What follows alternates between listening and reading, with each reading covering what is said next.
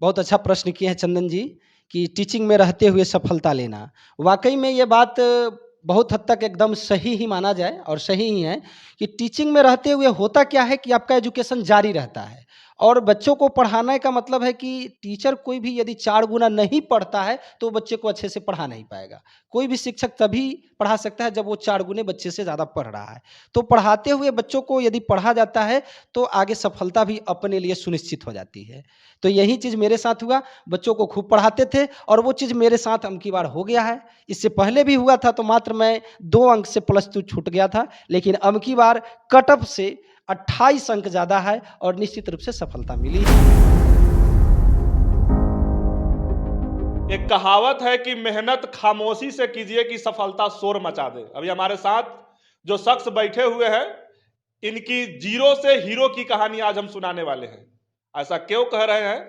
जब इनकी पीछे की संघर्ष भरी कहानी जब आप सुनेंगे तो कहीं ना कहीं आपके आंखों में आंसू आ जाएंगे। जिस बच्चे का बचपन में ही माँ गुजर गई हो, माँ यानी संसार गुजर गई हो, वह बच्चा आज बीपीएससी क्रैक कर और 10+2 का शिक्षक बन गया है। इससे बड़ी बात क्या हो सकती है? आइए इनसे जानते हैं। बहुत बहुत स्वागत है हमारे यूथ ऑफ तिरहुत चैनल में। बहुत-बहुत धन्यवाद आपका। यूथ ऑफ तिरहुत चैनल जो है और चंदन जी ख़ास करके पत्रकार के रूप में आजकल विशेष चर्चित हैं और हम लोगों को या इस तरह के लोगों को मौका मिल रहा है कि अपनी बात पूरी लोगों के बीच पहुँचे, इसके लिए बहुत-बहुत धन्यवाद आपका।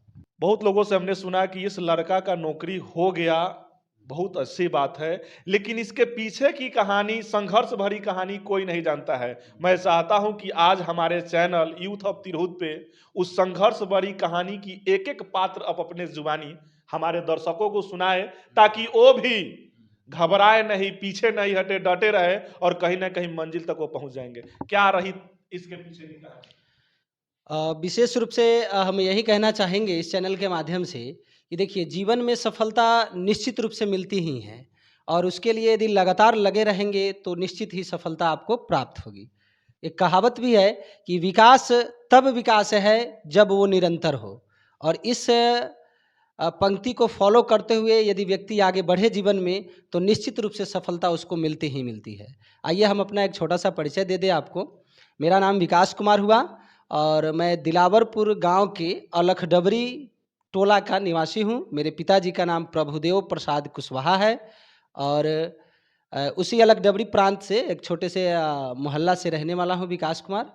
और आने वाले समय के लिए जैसा कि चंदन जी ने पूछा कि आपका संघर्ष जो है जीरो से हीरो तक पहुंचने का क्या रहा है, तो मैं इसे संक्षिप्त में आप सबों को बता देना चाह रहा हूं, जिससे आने वाला जो भविष्य है इस चीज़ को फॉलो करते हुए अपने जीवन को सफल ज़रूर बना सके।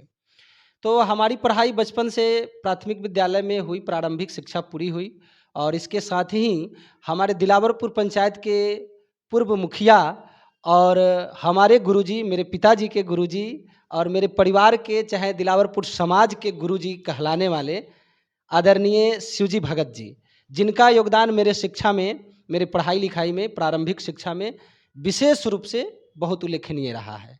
साथ ही साथ मेरे पिताजी का बड़ा योगदान रहा है मूलभूत रूप से। भैया भी हमारे बहुत सहयोग किए हैं पढ़ाई के लिए। ये कहानी स्टार्ट होती है तब से जब हम 10th पास करने के लिए या 10th से पहले की पढ़ाई के लिए गए थे मास्टर साहब के पास, शिवजी भगत जी के यहाँ पढ़े। कोई हमें खर्च लगा नहीं, ये सब पापा की उपलब्धि ही थी, उनके साथ लगाव ही था। तो उनके निर्देशन में अच्छी शिक्षा हमने हासिल की 10th तक। उसके बाद मेरे अंदर ख़्याल आया कि हमें भी कुछ करना चाहिए, तो हम आगे की पढ़ाई करने के लिए मुज़फ़्फ़रपुर चले गए। यहाँ से पढ़ाई तो किसी तरह पूरा हो गई, सर के आशीर्वाद से, सर के सहयोग से, लेकिन आगे की पढ़ाई करने के लिए बड़ा रिस्क आ गया मेरे सामने।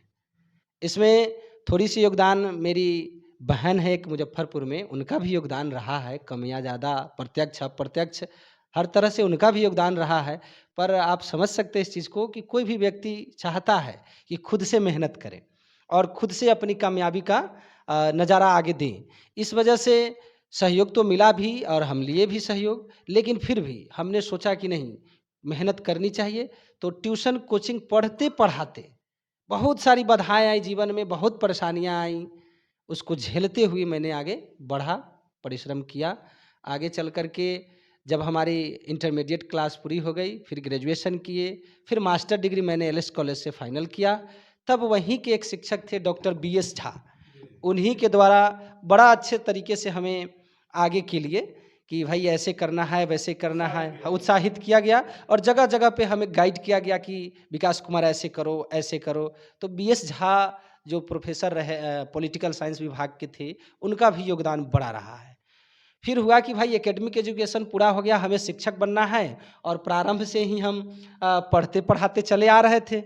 तो फिर आगे यदि शिक्षक बनना है तो ट्रेनिंग करनी पड़ेगी और ट्रेनिंग करना है तो बीएड करना पड़ेगा। यदि बीएड नहीं है तो शिक्षक बन नहीं पाएंगे। इस वजह से बीएड करने की समस्या आई। फिर हुआ कि ये तो महंगा कोर्स है, इसको कैसे किया जाए? तो बहुत सारे हमारे मित्र लोग भी थे, हमारे ससुराल के लोगों का भी सहयोग रहा, घर पे पिताजी का भी सहयोग रहा, कुछ छात्र बच्चों का भी सहयोग हमारे लिए बहुत अच्छा रहा, जिसमें एक अजीत कुमार भी हैं, एक सोनू कुमार भी हैं और भी बहुत सारे बच्चे हैं जिनका भी सहयोग हमारे लिए बहुत ही अच्छा रहा है। और इन सबों के सहयोग से विभिन्न प्रकार की परेशानियों को झेलते हुए अब हम क्या बताएँ, कभी-कभी आपको सुन के आश्चर्य भी लगेगा कि क्या कह रहे हैं सर। तो जीवन में ऐसा-ऐसा भी मोड़ आता था कि हमको भाड़ा भी नहीं रहता था जाने के लिए मुज़फ्फरपुर। पढ़ाई करने के दौरान भाड़ा नहीं रहता था, तो बस वाले को कहते थे कि हमको ले चलिए ना, पैसा तो नहीं है, हम छत पे बैठ के चलेंगे। तो वो कहते थे कि नहीं-नहीं छत पर नहीं ले जाएँगे, पैसा कुछ न कुछ देना पड़ेगा। तो फिर भी हम ये विनती करते थे तो कहते थे चलो ठीक है छत पे बैठ जाओ। कुछ दूर जाने के बाद जब पार करते थे साहेबगंज से मोतीपुर के आस-पास तो कहते थे कि कुछ पैसा दे दो है तो, नहीं भी है फिर भी ले जाते थे। कभी-कभी ऐसी नौबत आती थी कि चढ़ने के बाद गाड़ी से कंडक्टर उतार देते थे कि नहीं है पैसा तो नहीं ले जाएँगे। लेकिन मैं 1 बार, 2 बार, 3 बार गाड़ी बदल-बदल करके मुज़फ्फरपुर पहुँच जाता था और पढ़ाई को पूरा कर लेता था। ये तो थी पढ़ाई के समय या पढ़ाई के दौरान का समय, लेकिन उसके बाद आपने एक कंपटीशन बैच चालू किया जिसका नाम था शायद अवतार एकेडमी। जी। वह कैसे चालू किया? इसके लिए आपसे बता दें चंदन जी कि अवतार एकेडमी चालू करने का सोच मेरा कोई विशेष था नहीं। तो हम प्रारंभ में कोचिंग संस्थान से जुड़ने के लिए तो एक सुनील जी हैं, जो धारूपाली के रहने वाले हैं, उन्हीं के साथ मैं लगातार 5-6 साल तक ग्रेजुएट तक का लेवल का जो क्लास चलता था उसमें मैं समय दिया। उसके बाद राम कुमार जी साहेबगंज में थे, उनका भी सहयोग हमारे लिए अच्छा रहा है। वो भी एक अच्छा प्लेटफ़ॉर्म दिए हमें कि आइए विकास जी आप कॉम्पिटिशन को पढ़ाइए। बहुत दिनों तक तो आप ये एकेडमिक एजुकेशन में थे, तो अब आइए आप कॉम्पिटिशन लेवल में आप हमें सहयोग दीजिए। तो जीएस पढ़ाने के लिए हमें बुलाया गया कि आइए अवतार एकेडमी में आप अवतार एकेडमी कह रहे हैं, आरके कॉम्पिटिटिव में समय दीजिए। तो हम और राम कुमार जी मिलकर के लगभग 3 वर्षों तक उनके संस्थान में गजब मेहनत किया और बहुत सारा रिज़ल्ट हुआ। जिसमें से कई बच्चे एसएसबी में, सीआरपीएफ में, कुछ सारे टीचर में, एसएससी जीडी में, बहुत बच्चे का उसमें सफलता मिला, बहुत बच्चे सफल हुए। फिर आगे चल के सर की नौकरी हो जाती है, राम कुमार सर की, तो हम सोचे कि अब हम करें क्या, कोचिंग बंद की स्थिति में जा रही है। तो हमने सोचा चलो अब एक अपना संस्थान खोल दिया जाए। तो हमारे दिमाग में एक अवतार एकेडमी जो अवतार चलता है मोतिहारी में, उसी तरह का था बात, तो दिमाग में आया कि चलो अब संस्था खोलते हैं। तो अपनी संस्था उसी समय रूम मालिक दिनेश कुमार जी हैं, उन्हीं के सहयोग से और एक प्रभात सर हैं, उनका सहयोग मिला 5,000 रुपया कि चलिए सर पोस्टर बनवाइए, हम सहयोग करते हैं, पैसा नहीं है लेकिन आप खोलिए। क्योंकि कंपटीशन में आप जुड़ चुके हैं, आपका एक एरिया बन चुका है, बहुत सारे बच्चे लाभान्वित हो चुके हैं। तो हुआ कि चलिए ठीक है, तो सर का सहयोग, अन्य लोगों का भी सहयोग, हमारे छात्रों का भी सहयोग रहा और भी लोगों का बहुत सारा सहयोग मिला और अवतार एकेडमी खुल गया। अवतार एकेडमी खुलने के बाद हुआ क्या सर कि जितने भी लोग उसमें थे जुड़े हुए, सबके बच्चे शामिल होने लगे, धीरे-धीरे संस्था ग्रो करने लगा और एक ऐसा भी समय आया कि डीएलएड के क्षेत्र में एंट्रेंस एग्जाम में 14 के 14 बच्चे कामयाब हुए, जिसमें गुलाबपट्टी से, अन्य क्षेत्रों से भी बहुत सारे बच्चे गए और वो नौकरी भी कर चुके हैं। पहला बैच था वो। हाँ, पहला बैच था। डीएलएड करने के बाद वो लोग जिनमें से एक शिल्पी कुमारी, चांदनी कुमारी जो इधर हिम्मतपट्टी के आसपास घर हैं, एक पूजा सिंह हैं, इस सब लोगों का नियुक्ति हो चुका है। एक गुलाबपट्टी की छात्रा जो हमारी रही है आरती कुमारी, जिनके पिताजी बबन सिंह हैं, वो भी मिडिल स्कूल में सेलेक्टेड हो चुकी है। तो बहुत सारे बच्चे विभिन्न क्षेत्रों में सेलेक्टेड हो गए इस अवतार एकेडमी से। फिर आगे चल के हुआ कि भाई और ग्रो कर रहा है बच्चा और क्षेत्रों में निकले। तो अब की बार खास करके 2 ही साल हुआ है, पहला बैच उसी समय निकल ही गया और उसके बाद भी और समय हुआ, तो पहले से भी पढ़ाए ही थे, वो लोग भी जुड़े, असर तो थे नहीं। तो वो सब बच्चे भी कामयाब हुए, साथ-साथ ये भी हुए और अभी जो 2024 वाली बात आई है, इसमें बिहार पुलिस में 13 बच्चे कामयाब हुए हैं। जैसा कि पोस्टर पर आपको हम बता दिए हैं सर, कि जिन लोगों का फ़ोटो लगा हुआ है और वो लोग निश्चित रूप से लिखित परीक्षा निकाल चुके हैं। आप टीचिंग के क्षेत्र में रहते हुए बीपीएससी क्रैक किया है। क्या अगर इस क्षेत्र में नहीं रहते तो क्या यह उपलब्धि आपको हासिल हो पाती? बहुत अच्छा प्रश्न किए हैं चंदन जी, कि टीचिंग में रहते हुए सफलता लेना। वाक़ई में ये बात बहुत हद तक एकदम सही ही माना जाए और सही ही है कि टीचिंग में रहते हुए होता क्या है कि आपका एजुकेशन जारी रहता है और बच्चों को पढ़ाने का मतलब है कि टीचर कोई भी यदि 4 गुना नहीं पढ़ता है, तो बच्चे को अच्छे से पढ़ा नहीं पाएगा। कोई भी शिक्षक तभी पढ़ा सकता है जब वो 4 गुने बच्चे से ज़्यादा पढ़ रहा है। तो पढ़ाते हुए बच्चों को यदि पढ़ा जाता है, तो आगे सफलता भी अपने लिए सुनिश्चित हो जाती है। तो यही चीज़ मेरे साथ हुआ, बच्चों को खूब पढ़ाते थे और वो चीज़ मेरे साथ अब की बार हो गया है। इससे पहले भी हुआ था तो मात्र मैं 2 अंक से +2 छूट गया था, लेकिन अब की बार कट ऑफ से 28 अंक ज़्यादा है और निश्चित रूप से सफलता मिली है। यहाँ तक कि संघर्ष भरी कहानी में काफ़ी कठिनाई है, अगर वहाँ से आप पीछे मुड़ जाते तो यह सफलता नहीं मिलती। लेकिन उन लोगों को क्या कहेंगे जिनके भी जीवन में इस तरह की कठिनाइयाँ आया हो, अगर वह पीछे मुड़ना चाहे या आगे जाना चाहे तो दोनों में आप क्या सजेशन देंगे?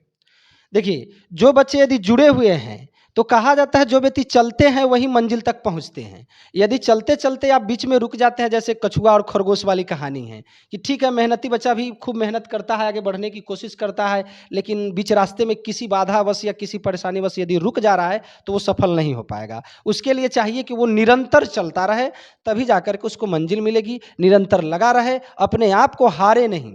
बार-बार गिरना, बार-बार उठना, बार-बार गिरना और बार-बार उठने का नाम ही सफलता है। विकास तभी विकास है जब वो निरंतर हो। इसलिए मैं आने वाली पीढ़ी को और जितने भी बच्चे हमसे जुड़े हुए हैं या हमें जो लोग जान रहे हैं, हमारे इष्ट मित्र जो भी हैं, सबको यही संदेश देना चाहते हैं अपने जीवन में मैंने जो अनुभव किया है, उसके आधार पर कि आप निश्चित रूप से सफल होंगे, यदि आप मेहनत करते रहें और लगातार परिश्रम जारी रहे ईमानदारी से।